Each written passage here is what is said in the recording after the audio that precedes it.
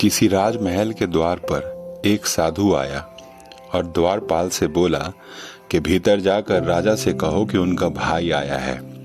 द्वारपाल ने समझा शायद ये कोई दूर के रिश्ते में राजा का भाई हो जो संन्यास लेकर साधुओं की तरह रह रहा हो। सूचना मिलने पर राजा मुस्कुराया और साधु को भीतर बुलाकर अपने पास बैठा लिया।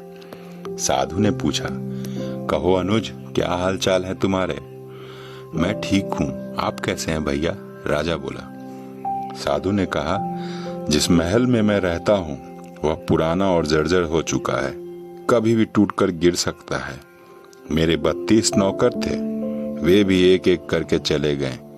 5 रानियां भी वृद्ध हो गई है और अब उनसे कोई काम नहीं होता। यह सुनकर राजा ने साधु को 10 सोने के सिक्के देने का आदेश दिया। साधु ने 10 सोने के सिक्के कम बताए। तब राजा ने कहा, इस बार राज्य में सूखा पड़ा है, आप इतने से ही संतोष कर लें। साधु बोला, मेरे साथ 7 समुंदर पार चलो, वहां सोने की खदानें हैं। मेरे पैर पड़ते ही समुद्र सूख जाएगा।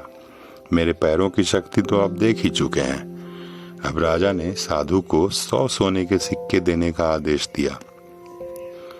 साधु के जाने के बाद मंत्रियों ने आश्चर्य से पूछा, क्षमा कीजिएगा राजन, लेकिन जहां तक हम जानते हैं आपका कोई बड़ा भाई नहीं है, फिर आपने इस ठग को इतना इनाम क्यों दिया? राजन ने समझाया, देखो, भाग्य के 2 पहलू होते हैं, राजा और रंक। इस नाते उसने मुझे भाई कहा। जर्जर महल से उसका आशय उसके बूढ़े शरीर से था। नौकर उसके दांत थे और 5 वृद्ध रानियां उसकी 5 इंद्रियां हैं।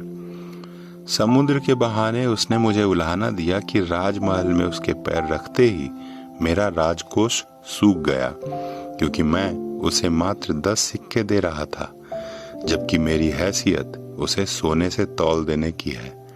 इसलिए उसकी बुद्धिमानी से प्रसन्न होकर मैंने उसे 100 सिक्के दिए और कल से मैं उसे अपना सलाहकार नियुक्त करूंगा। दोस्तों, इस प्रसंग से हमें ये सीख मिलती है कि किसी व्यक्ति के बाहरी रंग रूप से उसकी बुद्धिमत्ता का अंदाजा नहीं लगाया जा सकता। इसलिए हमें सिर्फ किसी ने खराब कपड़े पहने हैं या वो देखने में अच्छा नहीं है, उसके बारे में गलत विचार नहीं बनाना चाहिए।